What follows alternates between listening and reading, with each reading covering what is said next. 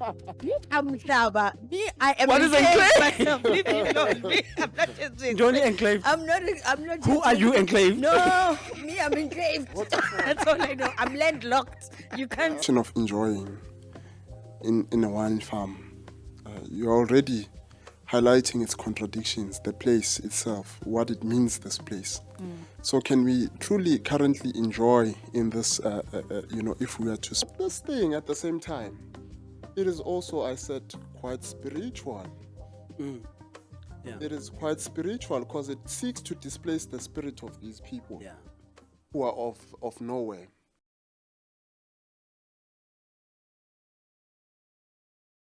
Dumelang, Sanbonani, Botani, Absheni, Realocha, Tobela. Hello from wherever you're watching us. Thank you for choosing us today. And my name is Tiane Duda. Ufa kunyawo zawuthahla undayini hlama ububele maze khona usiqelekazi.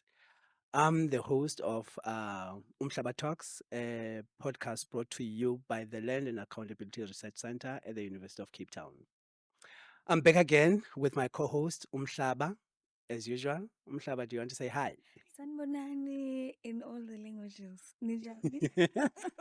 Why are you here? No, you took Wekani? but no, I wanted to say so many things.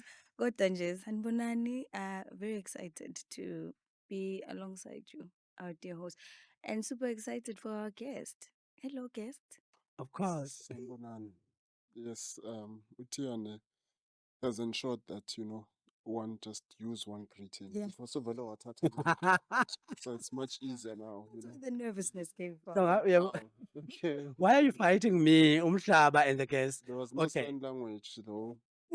Ngena khona kaloku baba. Just that ngihlabathi ngithi Hey. Sezofunda kaloku. Why ninje? Yazi nje. Betuna, we bring you again another episode of uMhlaba Talks, and this episode is going to be focusing again on land dispossession.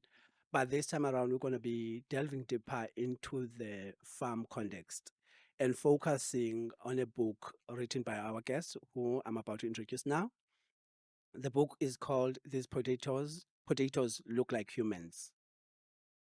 The Contested Future of Land, Home, and Death in South Africa, written by uMbuso weNkosi, who is our guest. You've already sobabulisile abantu, but do you want to say hi again? No, Sanbonani, and thanks for having me today. And I look forward to the conversation we're going to have. Nazo-ke siyabulela Mbuso for ukusijoyina. I have a quick question. Okay. Sorry to disturb. Dr. Mbuso weNkosi, why do you write uMbuso weNkosi? Why not Mbuso weNkosi? Why not uMbuso weNkosi? Yeah. Oh, no. Yeah. uMbuso weNkosi because, I think when my mother was naming me, she had this vision, not just me being the kingdom, but the kingdom of the Lord. So uMbuso weNkosi, not uMbuso, or not uMbuso weNkosi, uMbuso weNkosi. That's why there's the U, it's the kingdom of the Lord. That's beautiful. Yeah. Yes. No, Interesting. I felt that was important because that's actually how you even sort of label yourself on the book. It's not many times that we see a full sort of sentences like that, because that's a full sentence. Yes, right there. it is a Your full name and your sentence as a full sentence. as a full sentence. Yeah. Yeah. Okay. Sonke siyobona uMbuso weNkosi. Hey, wena. Yeah, okay. Masingene endumisweni bethuna. So to introduce uMbuso weNkosi, Dr. Mbuso weNkosi has a PhD from Wits University, and uMbuso weNkosi is a versatile researcher with a diverse range of focuses, including labor studies, industrial policy, economic development, agrarian studies, archives, and social history. He has played significant editorial roles, having served as the editor of the Global Labor Column and the South African Labor Bulletin. Currently, he shares his knowledge and insights as a lecturer in sociology department at the University of Wits Yes. in Johannesburg. uMbuso weNkosi has authored the thought-provoking book, These Potatoes Look Like Humans, The Contested Future of Land, Home and Death in South Africa, published by Vets Press. Additionally, he has co-edited The PhD Experience in African Higher Education, published by Lexington Press. Again, siyakwamkela uMbuso weNkosi. So to get us into the run of things, I'm gonna hand over to uMhlaba, to bring us a smaller nyana game, just to settle us into the podcast. Yeah. Over to you, uMhlaba. I love a smaller nyana game. Can I have a bigger nyana game? Whatever. It's a free country. It's a free podcast. So, dear guests, we're gonna have a sort of trivia, ne? Yes. We always say, Guti, what you win here is the best thing that you'll ever win in your life, which is your happiness. Do you understand? Happiness. It's unstoppable happiness, right there. Imagine winning your happiness through a test. Lale. You can't write about potatoes and then you don't know anything about the land as well. No, You know the pressure? Okay, she's talking to you, not to me. I've not written about potatoes. I was not a good student. Just had the potatoes. Okay, guys. I'm just gonna give you 1 minute, and then this is a competition, usually between you and the host, who can answer the most questions in 1 minute. Yo, Yeah. competition. No, ultimate. Yo. This is You're a gonna team. win. I know you're gonna win. No, You know, usually people that end up winning, they act like this at first. Timia, No, this didn't say that. people during a test, before the exam, I didn't study. After the Yeah, 90%, back shy. Okay, let's go, Dr. Mbuso. Dr. Duda, are you ready? Thank you for the PhD that I No, don't no, have. of Go ahead. it to you as uMhlaba. Okay. First question, guy. What is the most exported commodity in South Africa? Exported commodity. Wine. Wrong. Oh, That is very wrong. Really? platinum.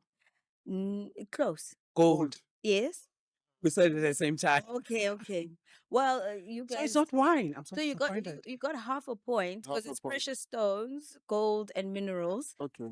So near which city in South Africa, which also is the largest in sub-Saharan South Africa, is the cradle of humankind located? Cradle of humankind. Mkhale City? Yes. Yeah. You guys are very deep and very. It's Mkhale City. Is it I'll- not next to Mkhale It's City? Johannesburg. Johannesburg. Yeah. Oh, you want the city? Yes, the city. I know. I didn't phrase that well. So Okay. I saw you lose balance on that question. But Okay.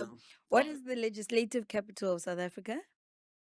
Cape Town. Okay, I Okay. love the obvious one. Yes, it is Cape Town. Who were the first people to inhabit the area that is now Johannesburg? It Is was. it not in when you say people, what do you mean by people? It was Abattoir. No. Really? No. Was not Abattoir? No. Johannesburg. Yes. Aibo. Let me move on to. the I second mean, question. in archaeological record shows that Johannesburg was occupied by part. Tswana people. Certain parts. That's important. But you guys. No, emandulo before kufika Yeah, belungu. but Aye. Okay, now technicality, but the main answer here is the sun. March. sun. Yes, March 21st Oh. is celebrated as Human Rights Day in South Africa to commemorate. Shopping. That's it. Sharpeville Massacre. right I think Sharpeville is just a place. The Sharpeville Massacre is the correct answer, not just Sharpeville. Where did the massacre take place? Sharpeville. Predictability. And then I'm getting comfortable. yeah. I'm getting warm. Because you're winning. No, I'm Okay. getting warm. It's fine. It's Yeah. all right. It's all Okay, right. I'm moving on to the second. Who was the South African politician and Zulu prince who served as the traditional prime minister? I was so to Buteles. That's it, right there. need to So we win. get it. We get. Getting warm. How many colors are found on the national flag of South Africa? 5. 2, 3. Oh, no, Six. no counting. You can't be counting. 6. 6. Yeah. I don't. Oh, people are Oh. cheating. There are 3. It's not cheating when you Yeah, count it. And but but you I'm can't. answering the You must question, know yeah. instantaneously. Okay. No. Countries. There are 3 enclaved countries in the world. San Marino enclaved within Italy, Vatican City enclaved within Rome, Italy. Which country is enclaved within? Lesotho. That's it right there. Which waterfall? Can you explain it, please? uMhlaba. Me, I am What is enclaved enclave? myself. Leave me alone. Me, I'm not just to You're only explain. enclave. I'm not. I'm not. Who just are to you explain. enclave? No, me, I'm enclaved. Waterfall. That's all I know. I'm landlocked. You can't say things to me. So you couldn't And say uMhlaba. landlocked. Landlocked was just not the right word. Guys, leave me alone. Leave me alone. I'm Yeah. UMhlaba right here. Which waterfall in South Africa is the second highest waterfall in the world and highest waterfall in Africa? Together. Wow, that's it right there. A round of applause. For me, who won? Wow. You won. People are I snapping won, here. right? Yes, yeah, you won. Do you know why? According to the papers, you. I think the score is Yeah, going to be... you won. Okay. Yes. Yes, yes, yes. Why does that pain you, Yes, uMhlaba? yes, no. Because you asked me to uMhlaba explain because it's enclaved. Enclaved, what is it? Why do you want me to explain enclaved? Me, Yeah, why I'm not? uMhlaba Yeah. right here. Anyway, So- thank you, uMhlaba, for that game. No, It it was was fun. Congratulations. Thank you. I am glad I won. Your Yeah. happiness. Thank you. I'm very happy, of course. Yes. After each game, we shake hands, right? Oh, that's okay. Congratulations. That's okay. Yeah, That's yeah, okay. yeah. You know, he's not a sole loser. Yeah. But let's get into the focus of the day Yes. and the episode. weNkosi, Dr. weNkosi, we are here to discuss your book or for you to tell us more about your book. So you've written this book called These Potatoes Look Like Humans, The Contested Future of Land, Home and Death in South Africa. I mean, the title on its own is very provocative. So I read the book, and as I was reading it, it was really, I struggled, you know, from like the very first couple of pages. Because as much as it's important, it's very revealing and informative, but it's very heavy emotionally and spiritually, because there's a lot of pain and a lot of violence that you narrate. I don't even know if narrate is the right word. So perhaps let's start with you telling us what is your book about. Okay. Yeah, we started right at the heaviness of it. That's how you wrote the book. So it's you. These potatoes look like humans. Starts with I would say, you know, an episode in South Africa's history, where I would say that we saw a bit of a shift in resistance politics, you know, where now the focus was on a small rural town in the Eastern Transvaal, which is Bethal. And in this town, through the ANC, we learn on the 31st of May 1959, with Robert Resher saying that they are going to boycott potatoes as a way of showing the bestial conditions that farm workers in this area were going through, you know. And so then the potato was seen as, you know, this byproduct of the violence in these farms. And so the question then was, why this area? Why Bethal? And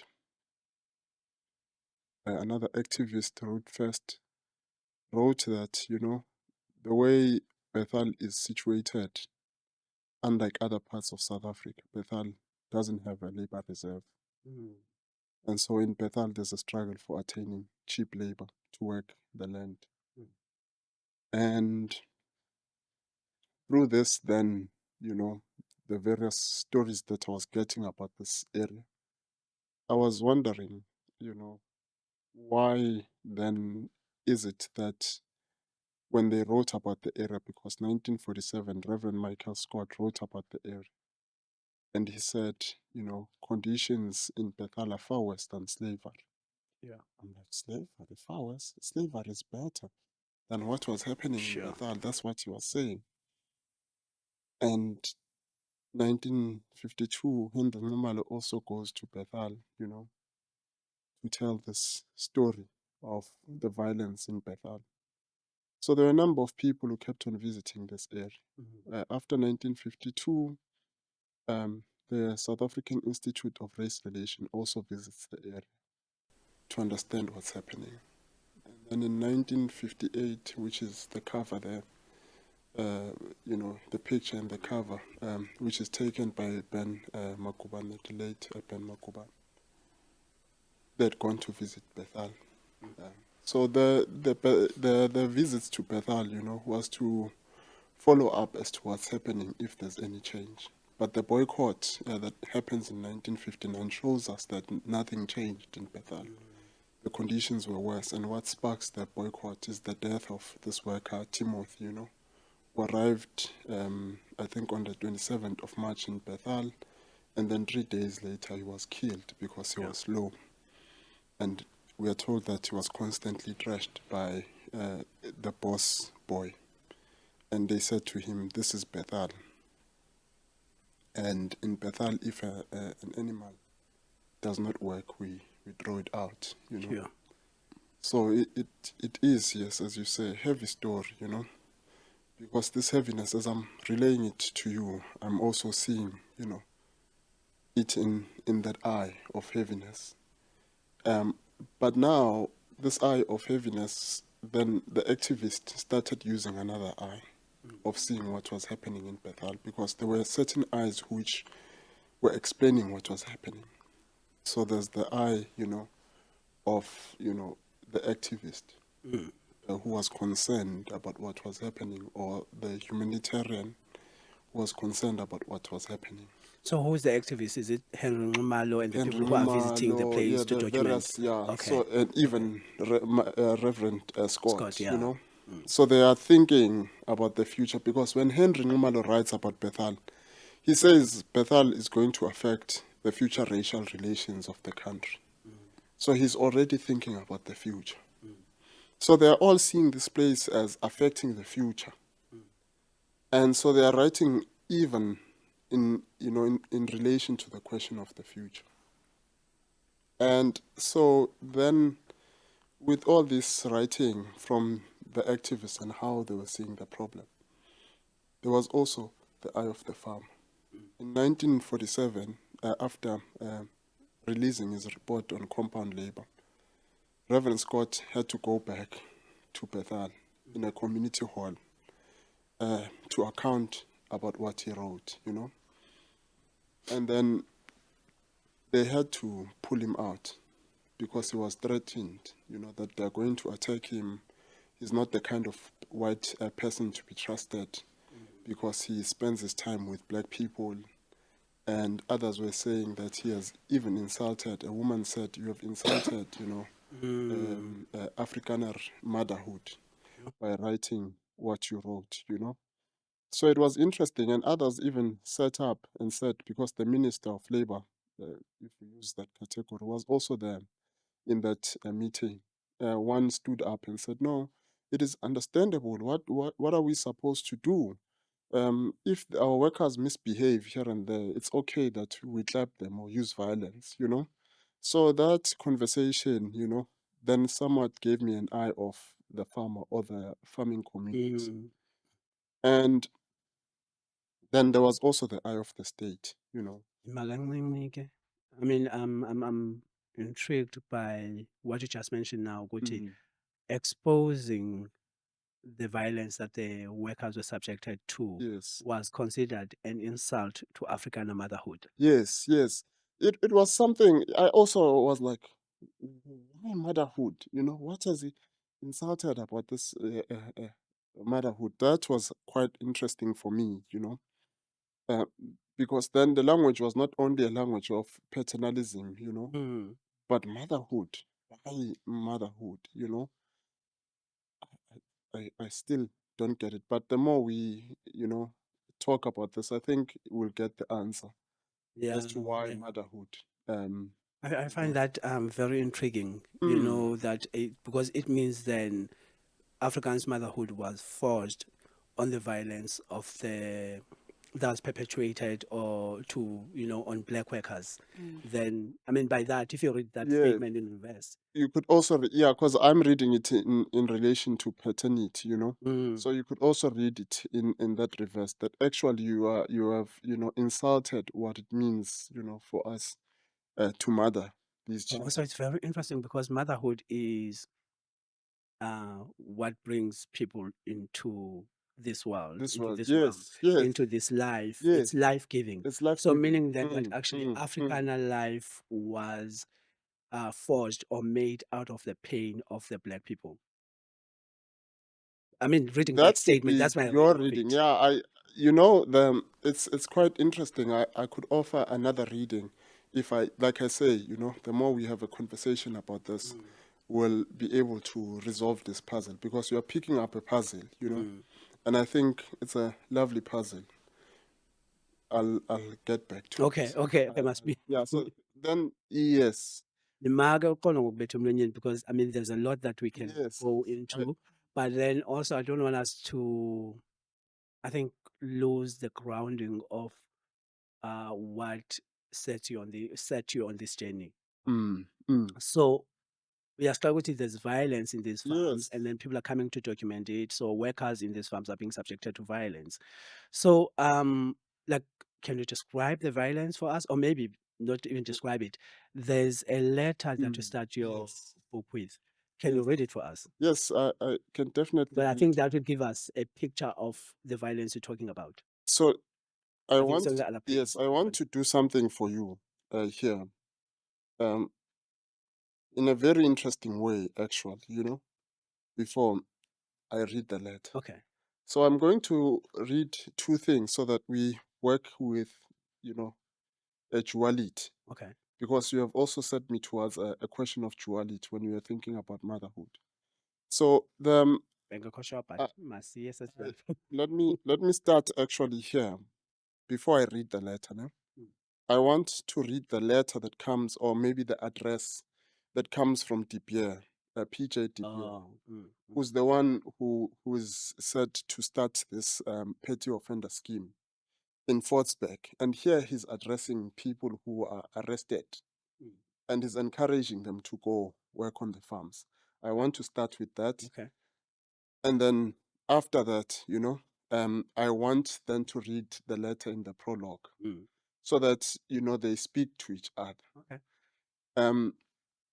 So PJ De Beer starts by saying, I've come to talk to you, not as an official, but as one of your own.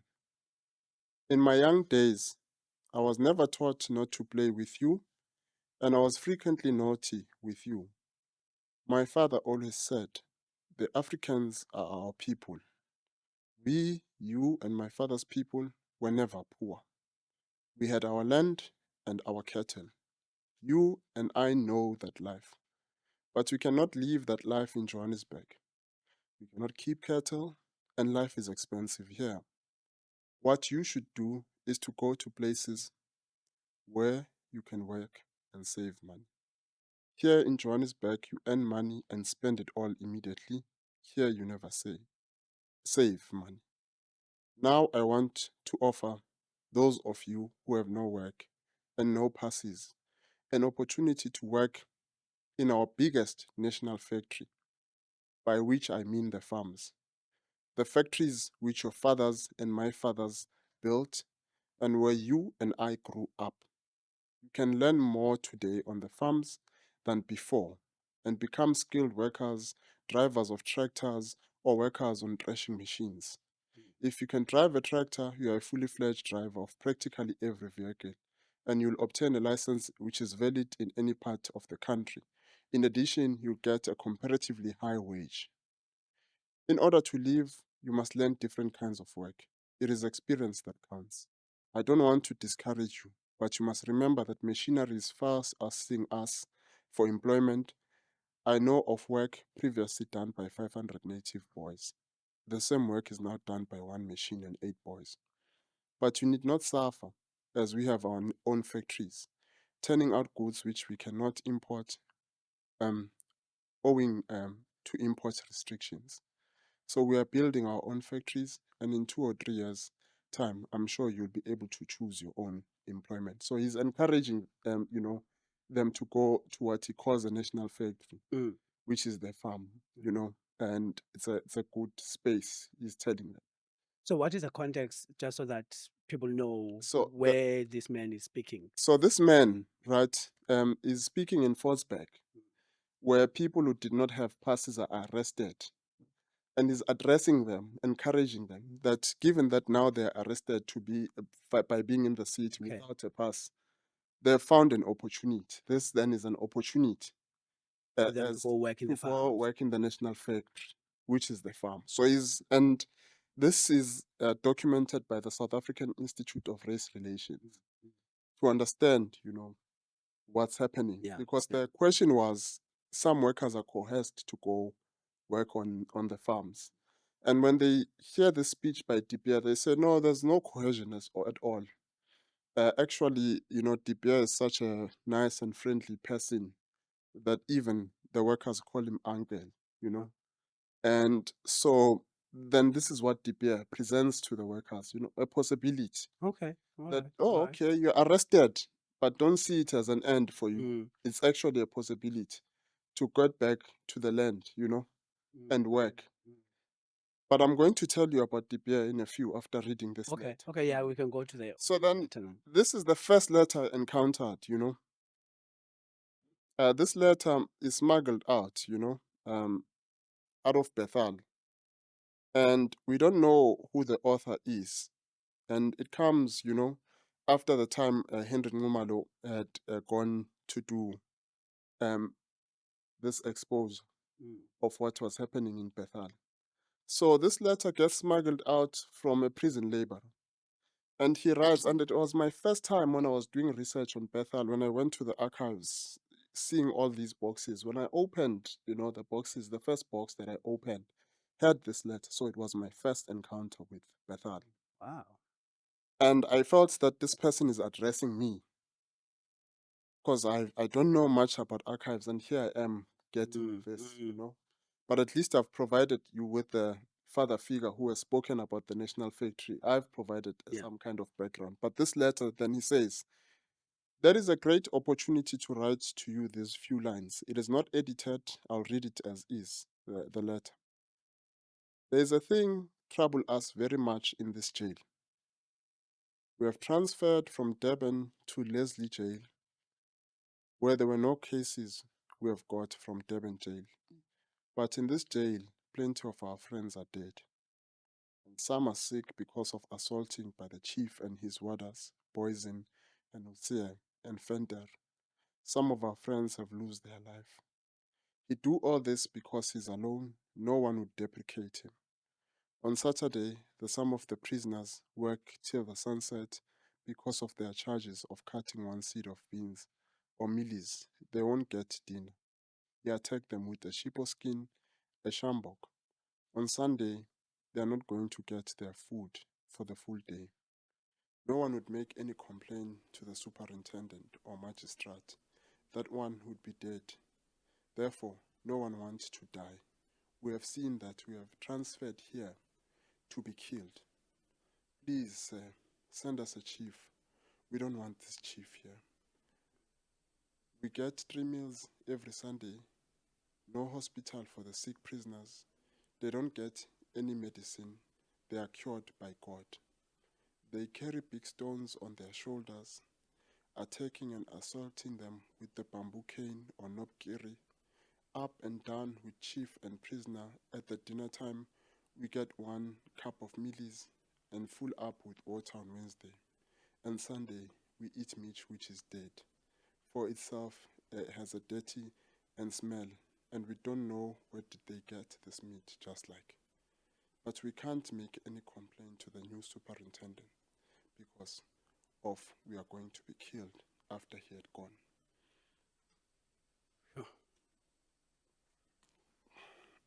So, the first time I read this letter, I was like, this is a great opportunity to write you these few lines. Great opportunity.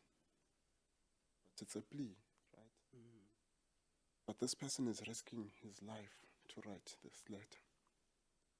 And it's a serious risk because you can see he's talking about, being killed. And he's detailing what's happening there. And that's why I wanted to read first De Beer, because De Beer is presenting, this lovely national factory where there are possibilities. And then this letter gives you the grim side of it, of this national factory. What's happening every day. Gives you an account of what's happening on Sunday, gives you an account on what's happening on Saturday, but gives you a sense of an existence of some law, an existence of some God who can decide to take your life at any time. And they've been transferred here to die. Yeah.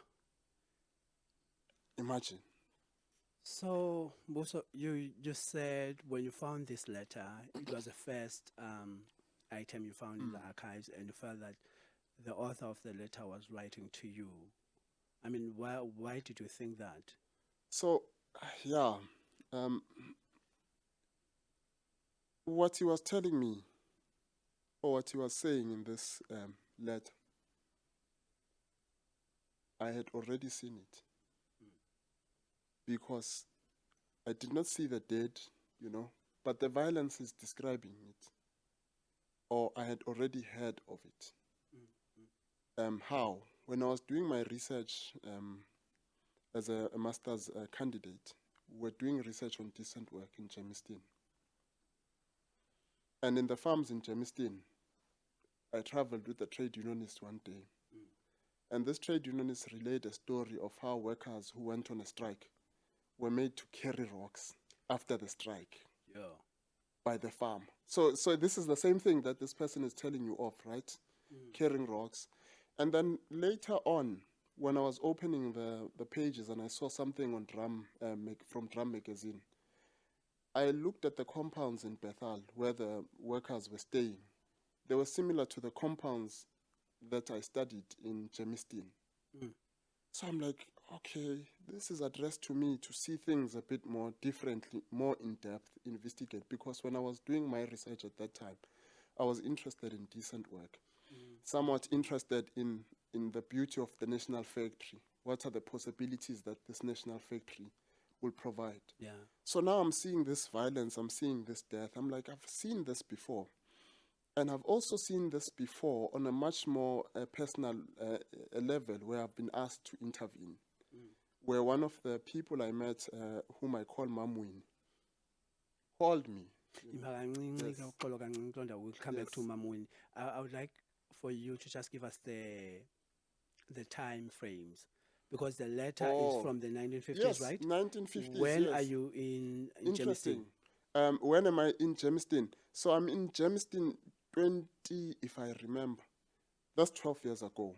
12 years ago, so 2012. Yes. So between the 50s and 2012. 2012. So the same thing is Same happening thing. in the farms. Yes. People are experiencing the same kind thing. of violence. Yes, the same kind of violence, but it finds various expression.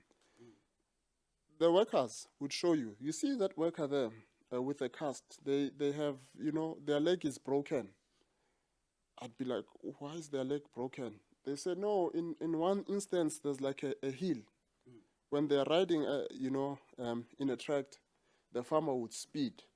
And if you're not holding on, you fall and you break a leg. Yeah. And this is something that constantly happens here, So I didn't understand what they're trying to tell me in 2012, Because this, I'm like, okay.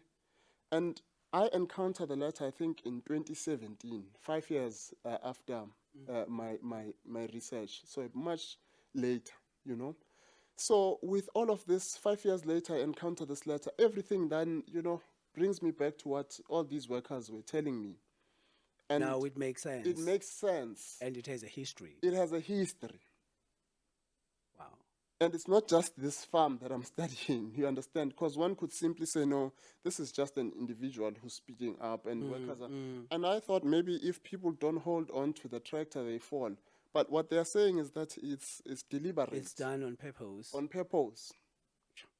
Look, I mean, talking about the violence that spans time, that has a long history, So what you're describing as happening at these farms in the 50s and now, how does that link with land dispossession? Exactly.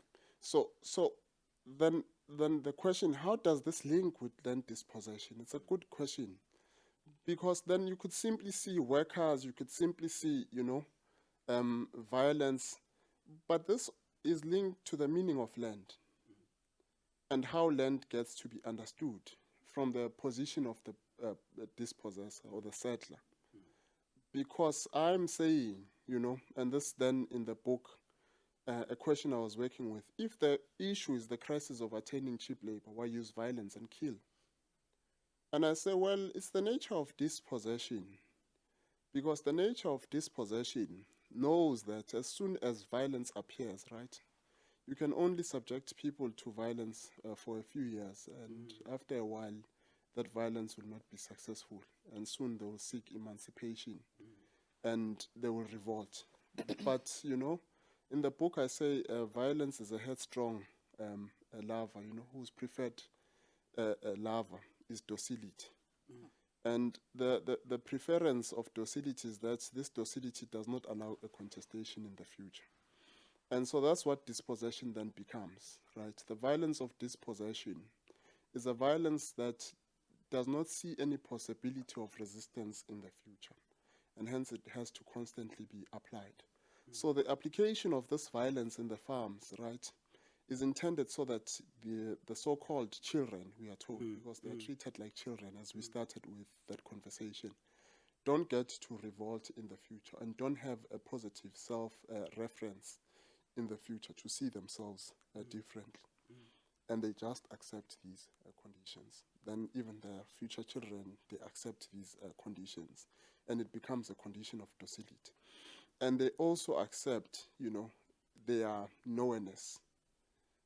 By knownness, I mean, because now, can you imagine this place, they say this is your home, as DPA also describes it. But in this home, you are constantly, reminded that this is not home. And you are a person of nowhere. And let me show you how this person of nowhere emerges, just a second. Okay. Yeah.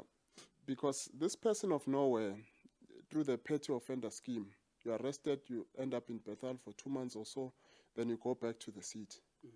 But if, you get abused or you are met with this violence and you try to complain, you say, okay, let me go to the nearest police station. I'm going to walk. When you're walking, they arrest you again for not having a pass. And they send you back to the person you're coming from. And this is a condition that everyone then faces. So you are not safe anywhere. Anywhere.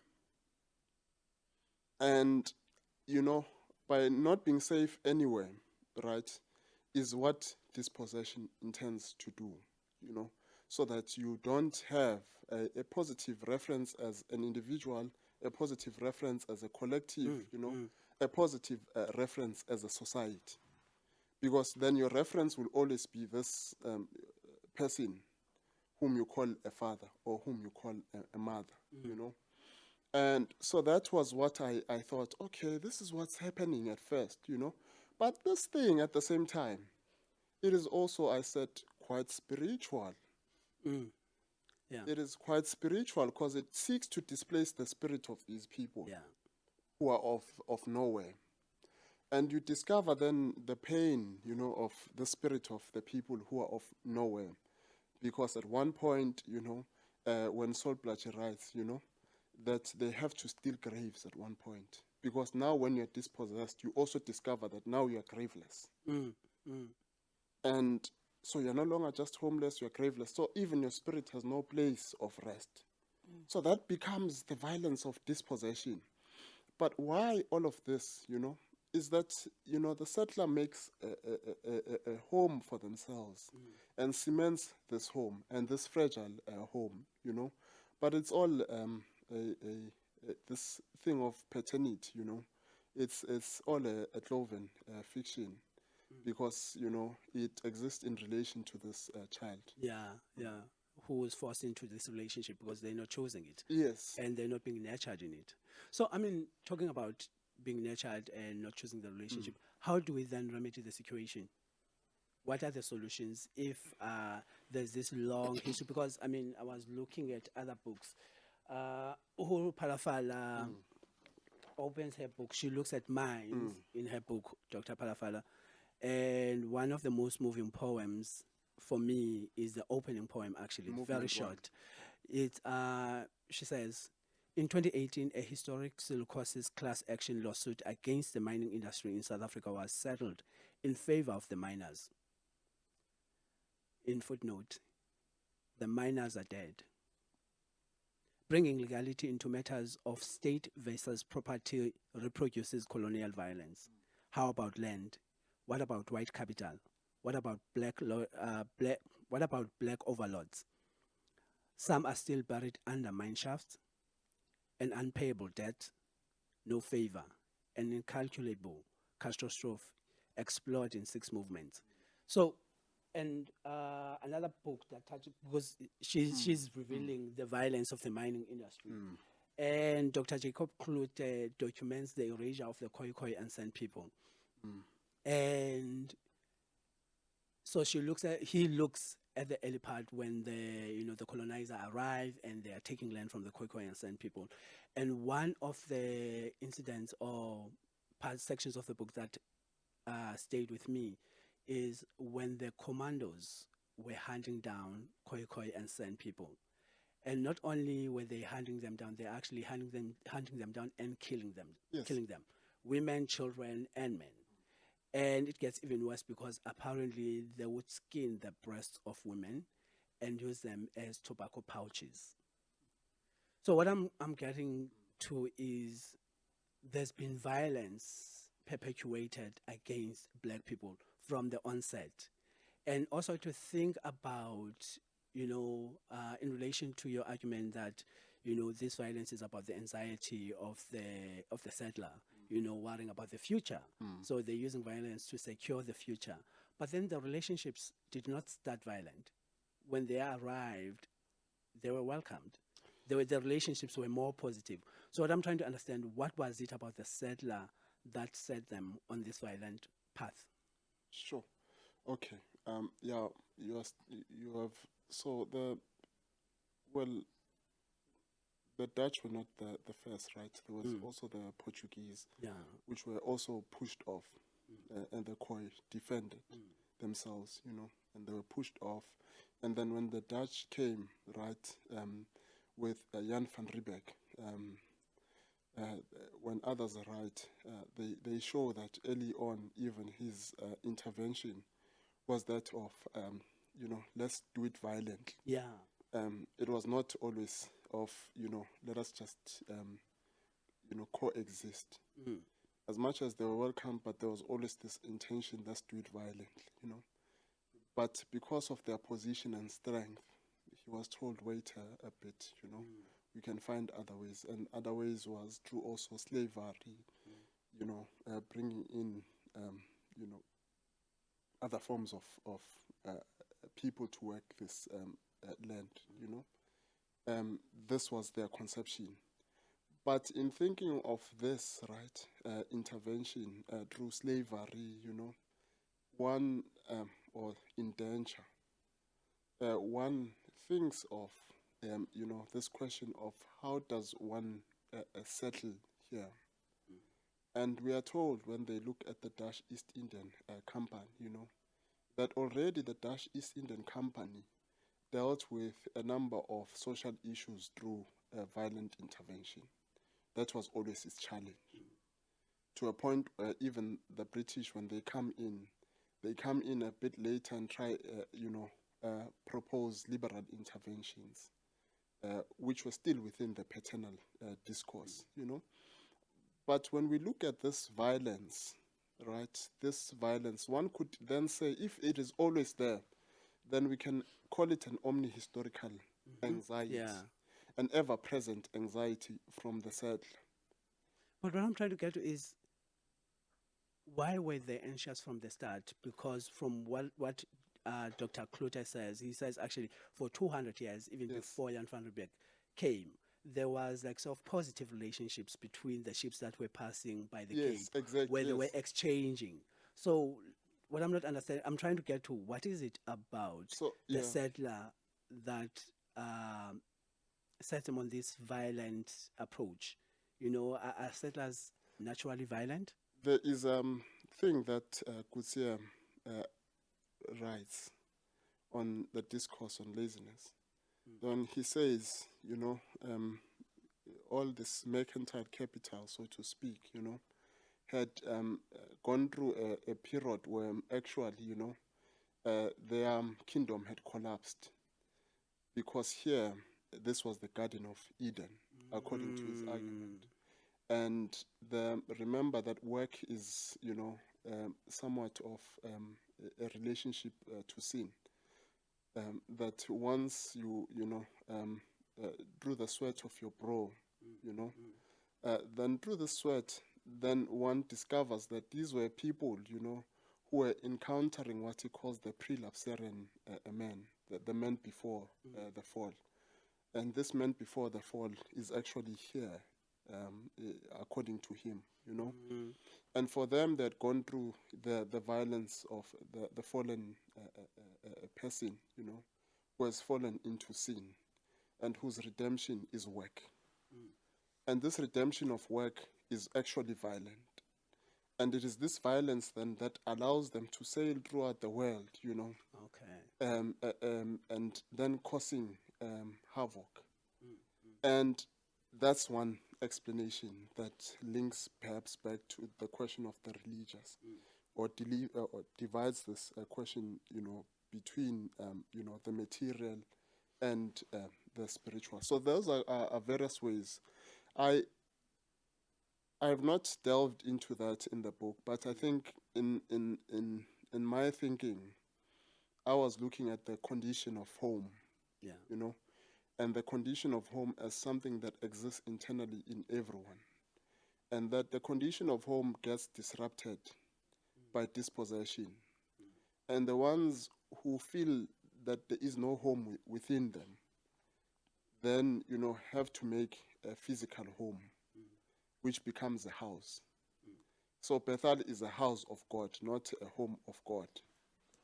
It's a house of God that shows us all these contradictions. But this God, you know, then we discover that this God is really a violent God, you know, when we think of this violence that we are seeing.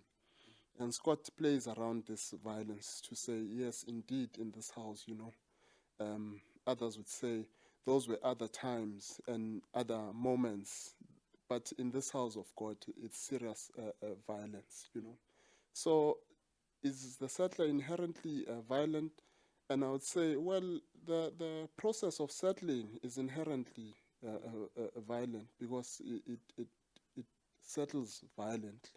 It's not one that thinks of people as equals, you know, and recognizing the other for who they are, but wants to intervene to change the course and direction of this other person. So just quickly before I hand over to uMhlaba, so I mean, there's this long history of violence, Yes. and from what you just shared with us now, for me, it seems as though you are saying they come from a history or place of scarcity, and then they get to this land where there's abundance, and for them to claim it or to get ownership of it, they do it through violence, and this violence continues even today, as you were saying with the Jamestown example. So as black people who have been subjected to violence ever since the settlers arrived, how do we purge the violence? How do we counter the violence? Yes, and I was going to get to the question of what is the intervention, you know? But you're saying then as black people, so then you are returning to black people, and you're letting go of the question of the settler to say, okay, those black people who have encountered this violence, what happens to them? And what is the process of healing, right? Other scholars would say that the process of healing was firstly through the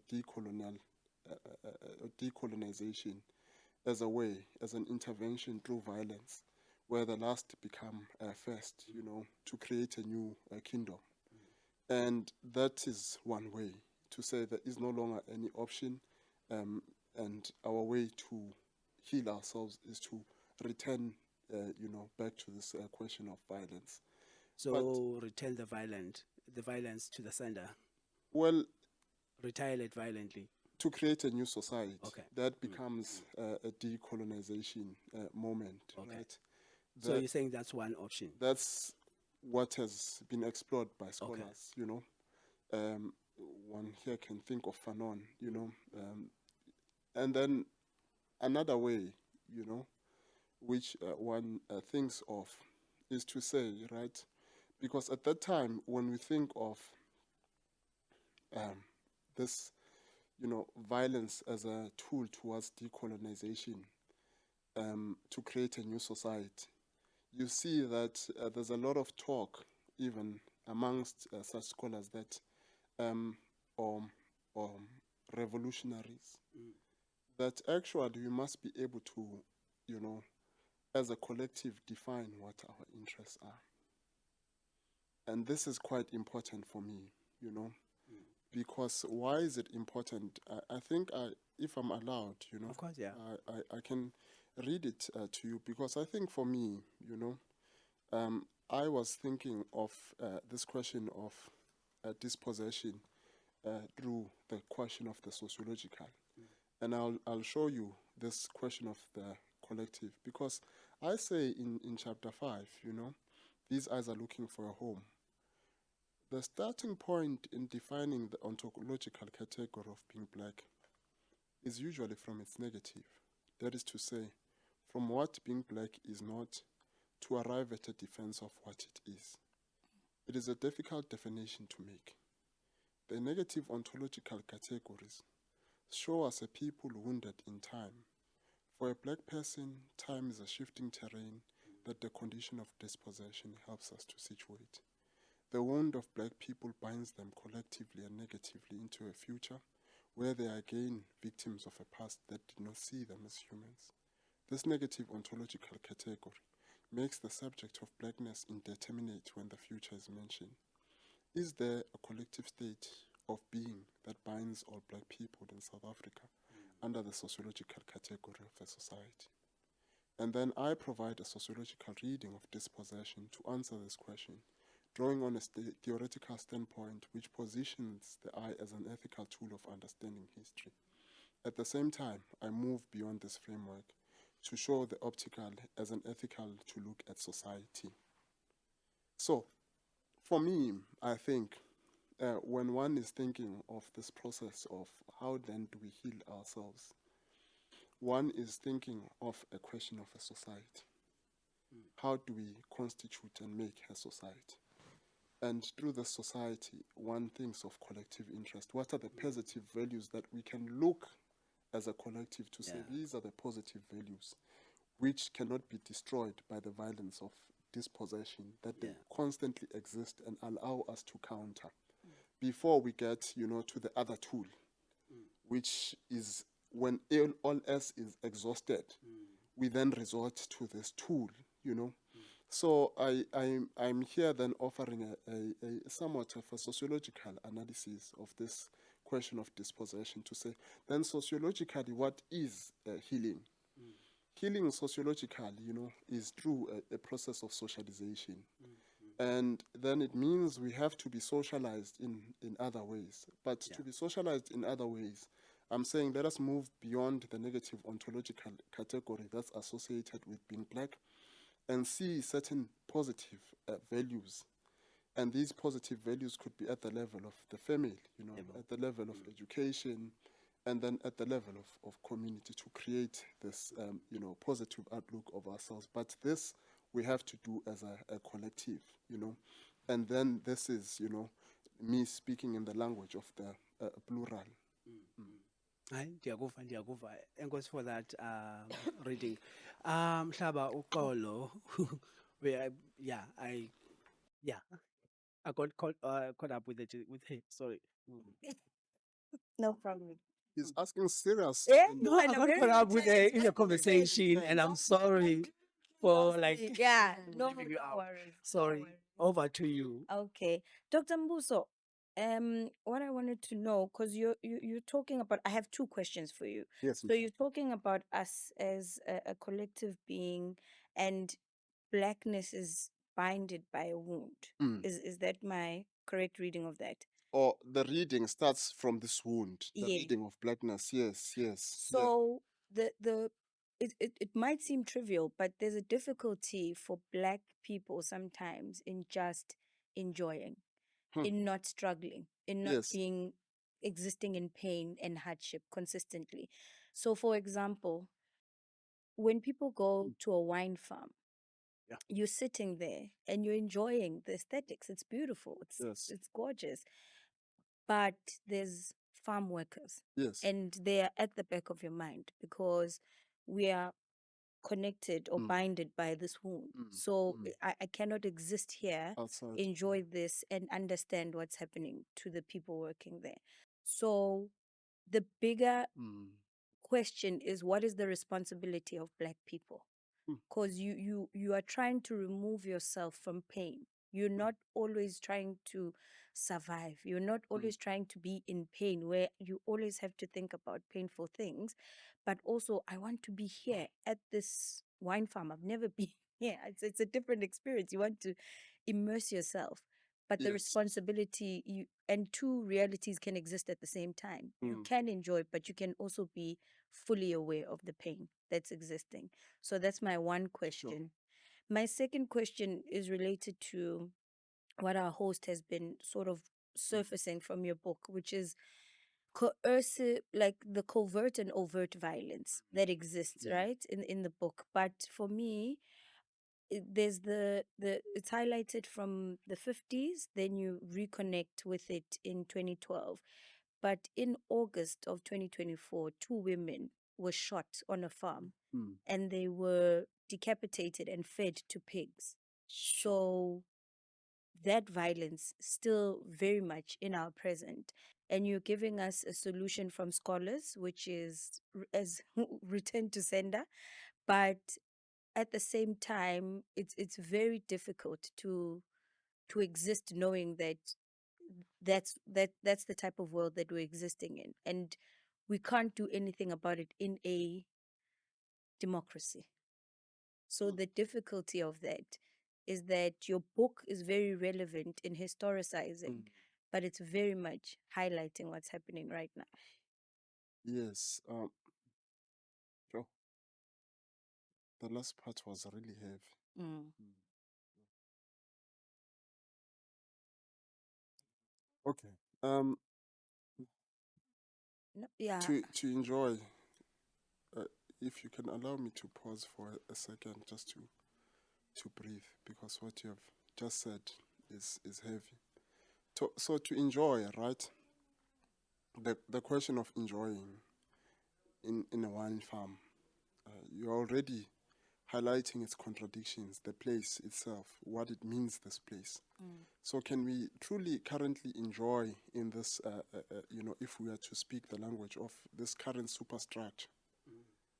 This is a question, then it shows us then that even in this moment of enjoying, there's something that says, within you, there's something much greater that is concealed here.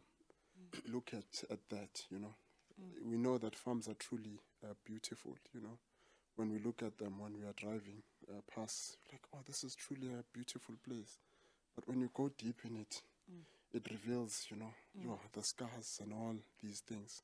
So it shows us that if then, we don't investigate, which is what I'm trying to do, these, property, the relations that are coming because of this existence of private property, then this happiness is ephemeral, quite ephemeral. It will end because it's not grounded in something that speaks in the name of a collective. It's not grounded in something that speaks in terms of a collective defining its, future, which is the challenge.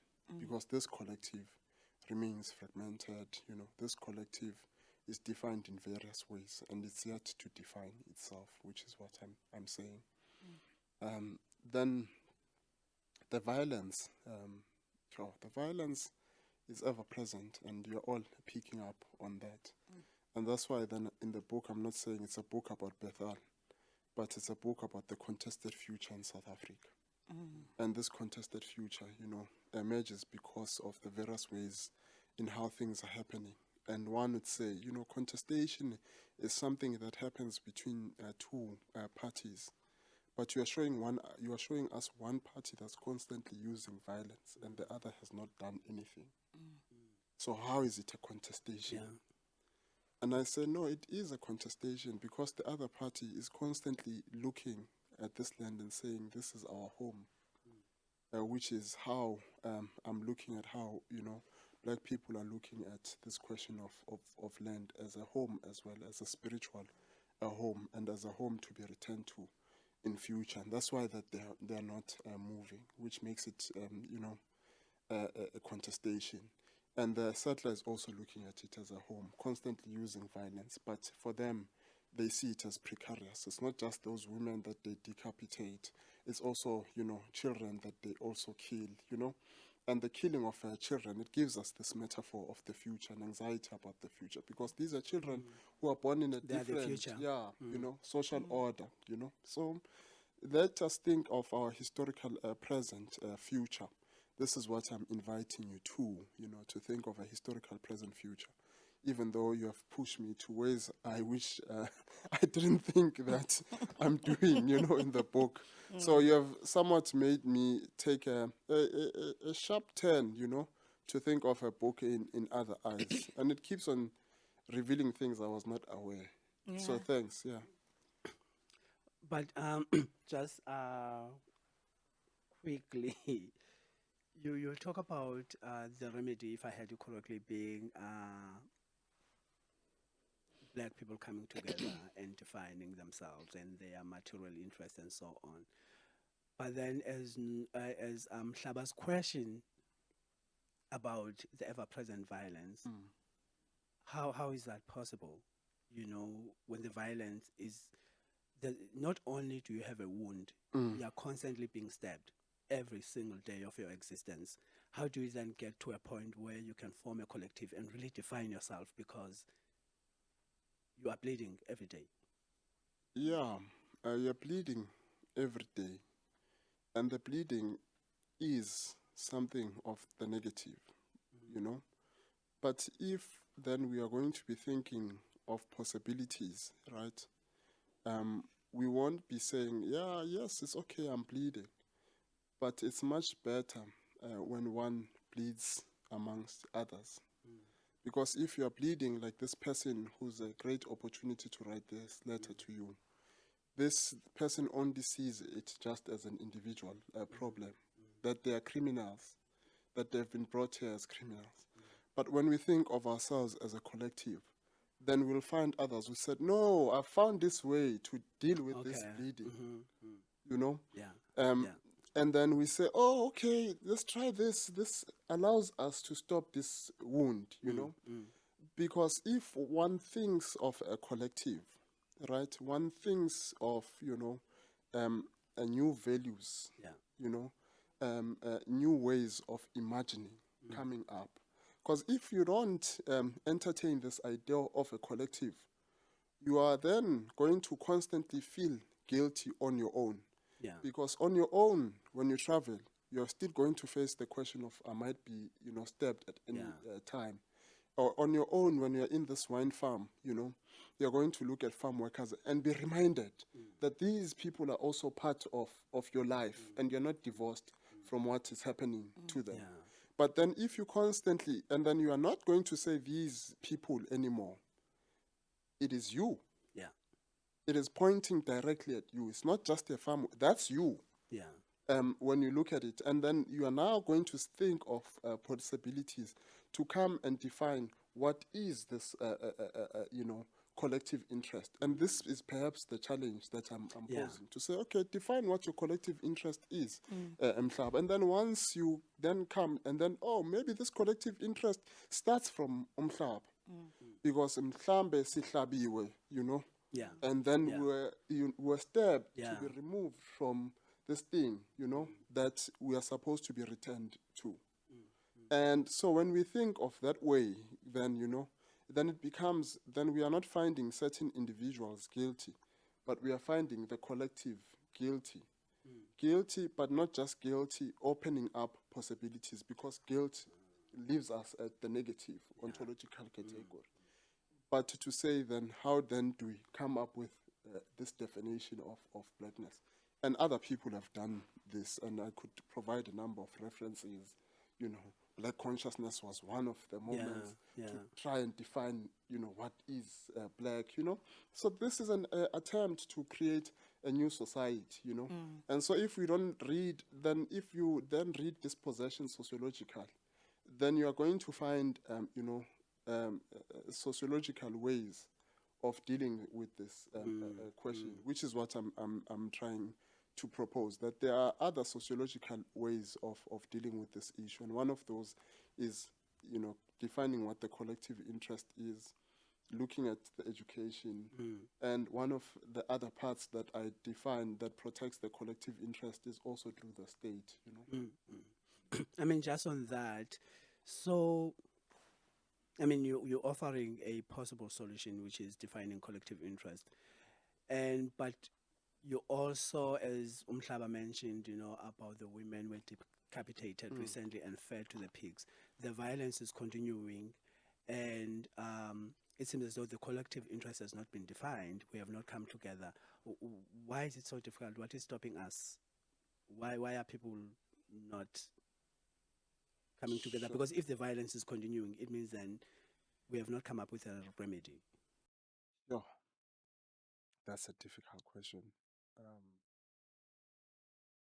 What is stopping us? I don't think there's anything stopping us, right? But I think it's the kinds of eyes that we are using to look at ourselves, the kind of eye that we are using, which is the challenge, you know. So let me show you here, you know. So if there is no positive way of looking at yourself, or if you are thinking of yourself within a certain category, and elsewhere I'm writing about, you know, this idea of a neo-apartheid, and this neo-apartheid resting on the fact that it needed to co-opt a black middle class, because this black middle class has no values, and then it ends up being co-opted into, you know, this white society, because its position is only just title, and, you know, it's just a title that has no meaning. And so even with this category of the middle class, you know, then we realize that it also moves towards this nowhereness, you know, and it has to go beyond just, you know, the title, or which is meaningless, to say what are its values. So what is stopping us? There's nothing stopping us, but I think the kinds of eyes that we are using, we are not using eyes to say what are the kinds of values that allow us to return to ourselves. And it is the values that we then can, you know, return to and ask, and return to questions of socialization. How are we socialized? And how do we think of ourselves in this process of socialization? What are the limits of that socialization, you know? And why is that socialization not allowing us to imagine ourselves differently, but also allowing us opportunities and possibilities, because the possibilities are vast. So we could be talking of possibilities. And what we are doing here in having this conversation is another possibility. It's something that we are opening to, you know, because it reaches others who are then thinking. So we are not, you know, arrested in our thinking. It's spreading the more we constantly think. And the thinking then cannot rest with just something that's prescriptive, that this is the way it is. It's a thinking that, you know, slowly builds up to open up the contradictions and allow us to constantly ask questions and pause. And reimagine. Yeah, because when you're drinking that wine, you're like, no, man, what's happening here? you're asking a There's question. something Yeah. off. There's Yeah. something Yeah, off. yeah. So yes. Dr. Mbuso, I mean, we Yes. could talk forever. Yeah. But I think it would be good to ubeke ingca up in hoping ukuthi some other day we'll come back to this conversation. Masibeke ingca kule ndawo that's about possibilities and looking at ourselves with new eyes and positive eyes. And uMhlaba has something to share with us. Thank you so much, host. We have a submission from Unokwanda. She wrote a poem about a concept in your book about nowhereness. So it's a short, smallanyana poem. Siyabonga Nokwanda. Yes. Hey, yazi. And it goes as follows. It's titled My Birthright, Part 2. My umbilical cord is exhumed. My mother's womb is exposed, and I'm rendered homeless. GPS connection says lost, cannot find location. It asks me, what did I mean? I input home, and it says cannot be found. End. Thank you, Nokwanda Sihlali. Wow. Sure. Thank you, Nokwanda Sihlali. That was beautiful and moving, and it's very interesting because it picks up on your closing lines about this reimagining and and being open and building up, because really Nokwanda is building up on the concept that she picked up from your book, and it produced that poem. Sure. So that's really, thank you for that. I mean, before we close, I think we should give you, I mean, we always give our guests an opportunity to spotlight any work or anyone that you'd like to draw attention to or light to. You have said something, right, that